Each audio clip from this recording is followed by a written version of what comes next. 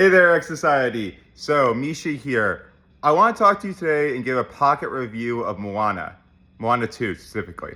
So, I watched this movie the other day. I actually got the first showing, the 2 p.m. showing.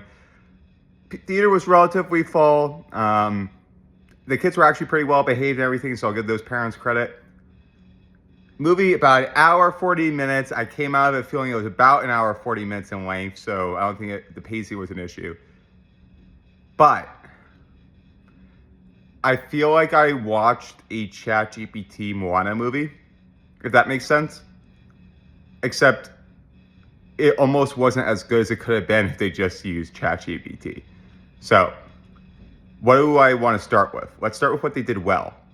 Moana 2, I think, is a masterpiece when it comes to animation. It's beautiful. I think it's honestly even more beautiful than the first movie. For that alone, I think that it is well worth seeing this in a premium quality format. Excuse me, I'm a little bit thirsty. Want to drink some coffee while I do this. I saw it in Dolby. So in addition to the striking visuals, I thought that the sound was really well optimized. So I'm going to get into a negative on the sound a bit, but I'm going to say with Dolby and everything, it was quite the experience. There were a few scenes, including one where Maui is like in this dome or in this clam of sorts, and he's hearing voices. And the way they handled the spatial audio there was amazing, in my opinion. So I thought they did that very well. The plot. Let's go to the plot.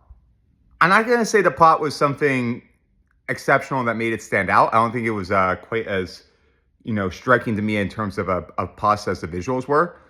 But the plot was fine. I thought that, it's a children's movie. Let's be clear. I'm not expecting it to be like, Crime and Punishment. It's an ensemble cast, more or less. It's a typical sequel, kind of like you get the band back together, you add a few new pieces, and you set up the possibility of a trilogy, right? Common playbook. This movie, though, I feel like I left thinking it was like a continuation of Moana 1 for like a TV series, if that makes sense. That's how I felt. I felt like it was for a TV series. And we're about to get the second episode. And that's not to say that they didn't wrap up the plot or everything. No, they put a tight little bow on what this plot was. I thought it was fine with that regard. But I kept thinking, why did it make me think it was like it was like that? And I think part of why it was like a TV series, I think part of it was because I don't remember any of the songs. And it's not because I was like stoned or asleep, to be clear. I was listening actively. How far you go, I think that played in a section. That's what I remember. I remember one song, I think that they used a clip from the first movie. And I can't remember any of the other songs. Literally. And I can't remember several lyrics in a row even. And I saw this movie yesterday. And also, I think I would consider myself a general fan of this franchise. So it's not like, I'm completely out of left field on this. I thought that, there's no earworms. And I think that this is not a problem that's solved if I go see this movie again. Sure, I'll remember a few more songs. And if I'm going in actively focused on trying to remember them, sure, I'll remember them better.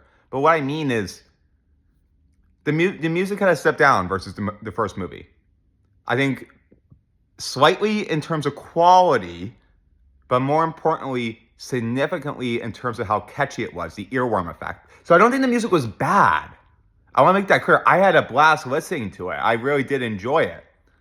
One of the reasons, for example, I think Inside Out 2 is a much better film than Moana 2. But I think I actually enjoyed watching or experiencing Moana 2 more than Inside Out 2, primarily because as an adult, I really did enjoy the songs. But it's weird. It's counterintuitive to me. It's like this cognitive dissonance thing where it's like, I enjoyed the music. If the music in the first movie was like an A, I would say this music is like a B+. And I think there's some fans or some people that are here, wait, it was a B+ and be like, that's a huge step down. For me, I'm saying B+ is relatively good. Like I'm doing a D to A scale here. So B+ is pretty good. I don't know if I'm the only person that felt this way, but I think that there were some other people as well. I did some quick searching. Some other people had a similar comment as me, kind of like, hey, did you remember these songs?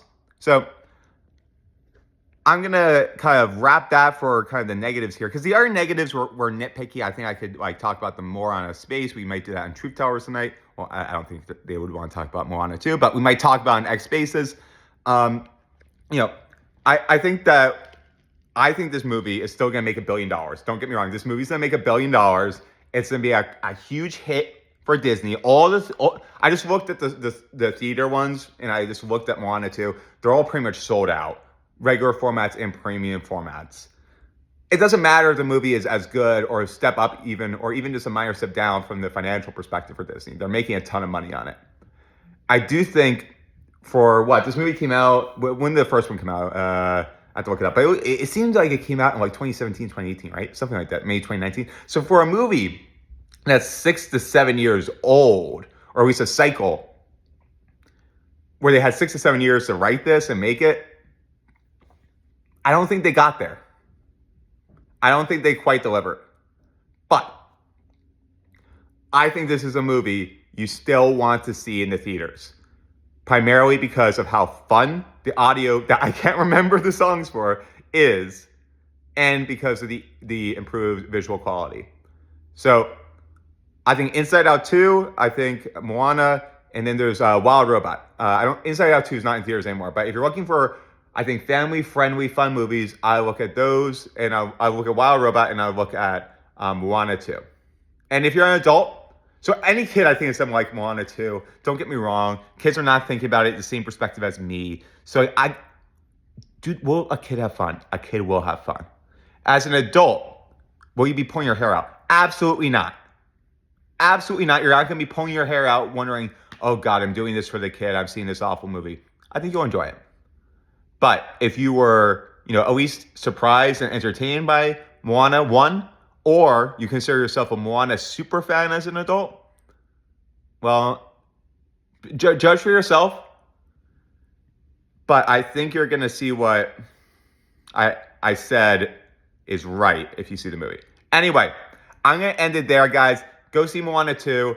Other movies I have to review. I'm going to make sure I review Wicked and Gladiator 2. I've just been trying to see those in the premium formats. And also, I don't want to stay up until like 2 a.m., but I might have to. Because the only, they call it AMC Prime, but it's essentially Dolby Light. Like, the only showing for Wicked is at like 10 p.m. now because of Moana. So, that's the one thing I hate about Moana 2. They knocked off Wicked from all the normal time slots.